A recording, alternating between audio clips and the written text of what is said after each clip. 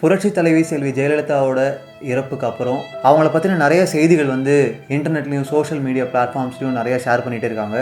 So அந்த மாதிரி share பண்ணப்பட்ட விஷயங்களில் ஷேர் பண்ணப்பட்ட ஃபோட்டோஸில் இதுவும் ஒன்று. Jayalalithaa is struggling to stage a come back அப்படின்னு காஸ் பாத் அப்படின்ற ஒரு நியூஸ் பேப்பரில் 25th May 1980 ஒரு நியூஸ் போட்டிருக்காங்க. அண்ட் அதுக்கான ஒரு ரிப்ளையாக 10th June 1980 புரட்சி தலைவி ஜெயலலிதா அவர்கள் ஒரு லெட்டர் எழுதியிருக்காங்க. இந்த மாதிரி 25th May 1980 உங்களோட பேப்பரில் வந்த அந்த நியூஸை நான் படித்தேன். நிறைய காம்ப்ளிமெண்ட்ஸ் கொடுத்துருந்தீங்க, அது எல்லாத்துக்குமே தேங்க்யூ. ஆனால் ஒரு முக்கியமான விஷயம் சொல்லிக்க விரும்புகிறேன். என்ன அப்படின்னா, I am not struggling to stage a come back.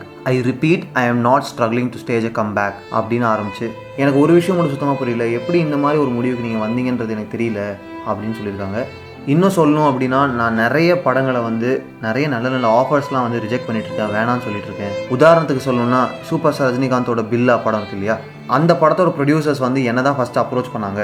Sripriya அவரோட ரோல் வந்து நான் தான் பண்ண வேண்டியது. நான் ரிஜெக்ட் பண்ண பிறகு தான் அவங்க வந்து ஸ்ரீபிரியாவை அப்ரோச் பண்ணியிருக்காங்க. இது அந்த படத்தோட ப்ரொடியூசர் பாலாஜி வந்து ஒரு இடத்துல சொல்லியிருக்காங்க. பாலாஜி அவர்கள் இந்தியாவில் எவ்வளோ பெரிய ப்ரொடியூசர் அப்படின்றது எல்லாருக்குமே தெரியும். அது மட்டும் இல்லாமல் ரஜினிகாந்த் எவ்வளோ பெரிய சூப்பர் ஸ்டார் அப்படின்றதும் எல்லாருக்கும் தெரியும். இந்த மாதிரி ஒரு காம்பினேஷன் அவர் ஒரு படத்தை ஒரு ஆஃபரை நான் வந்து வேண்டாம் அப்படின்னு சொல்கிறேன்னா, நான் ஒரு கம்பேக் கொடுக்கறதுக்கு கஷ்டப்படுறேன் அப்படின்னு நீங்கள் சொல்கிறத பொய்யாக்கிறதுக்கு இதுவே ஒரு ப்ரூஃப் இல்லையா அப்படின்னு கேட்டிருக்காங்க.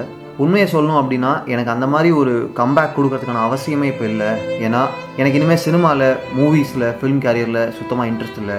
By God's grace I am extremely well off financially and I can continue to live like a queen for the rest of my life. And இந்த ரிப்ளை, இந்த ரெஸ்பான்ஸ் இப்போ நான் ஏன் கொடுக்குறேன் அப்படின்னா, என்னோட இன்ட்ரெஸ்ட் வேறு டேரக்ஷனில் இருக்குது, மூவிஸில் இல்லை. முக்கியமாக இப்போ நான் நடிக்கிறது இல்லை அப்படின்றதுக்கு, நல்ல பட வாய்ப்புகள் வர்றதில்லை அப்படின்றது வந்து ஒரு காரணமே கிடையாது அப்படின்னு அஃபிஷியலாக அவங்களோட லெட்டர் பேடில் ஒரு ரிப்ளை எழுதியிருக்காங்க. இது எந்த அளவுக்கு உண்மை அப்படின்னு தெரியல. பட் இது உண்மையாக இருந்தது அப்படின்னா, ஒரு மூவி இண்டஸ்ட்ரியில் ஒரு பெரிய ஸ்டார், கிட்டத்தட்ட ஒரு சூப்பர் ஸ்டார் லெவலில் இருந்த ஒருத்தவங்க I am really no longer interested in film career அப்படின்னு சொல்கிறது எவ்வளோ பெரிய விஷயம். அது மட்டும் இல்லாமல், என்ன தான் ஒரு லைம் லைட், ஒரு ஸ்டார்டம் இருந்தாலும் இது எனக்கு வேண்டாம் அப்படின்னு ஒரு தெளிவான கன்விக்ஷனோட, ஒரு தெளிவான முடிவோட அவங்களோட டைரக்ஷன் அப்படியே மாற்றிக்கிட்டு, அண்ட் இதுதான் இனிமேல் என்னோட முடிவு அப்படின்னு ரொம்ப ஓப்பனாக, ரொம்ப தைரியமாக சொல்கிறதுக்கே ஒரு அடிஷ்னல் தைரியம் வேணும் அப்படின்னு தோணுது. The name is Jayalalithaa.